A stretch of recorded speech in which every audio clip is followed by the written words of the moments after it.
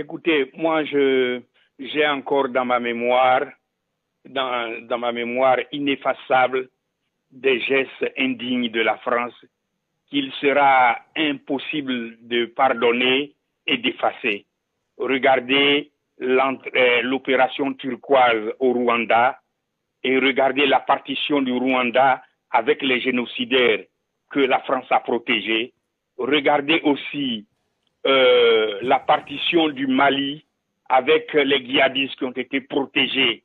Regardez aussi en Côte d'Ivoire où la rébellion a été protégée, le pays était coupé en deux avec la protection de la France pour les rebelles.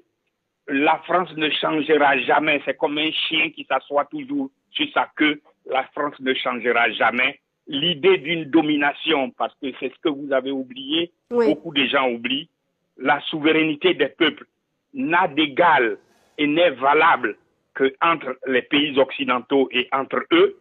Mais lorsqu'il s'agit de pays africains, lorsqu'il s'agit de pays du tiers-monde, ils pensent que la souveraineté n'a aucune valeur, qu'ils ont le droit d'intervenir et de faire ce qu'ils veulent. Alors vous pouvez organiser des débats comme vous voulez pendant des milliers d'années, le résultat sera toujours le même, vous aurez la même France capable toujours de piétiner les droits des peuples à exister de leur volonté.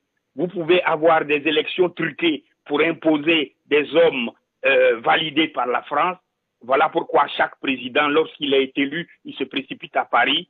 C'est à peine s'il ne lave pas sur les souliers du président français. Ces genres de situations vont continuer. Dans 10 ans, vous m'appellerez et vous allez avoir... Comment vont être alors, selon vous, il ne faut pas y croire. Monsieur Serge Nicolazzi? Il faut couper le cordon ombilical et le jeter très loin.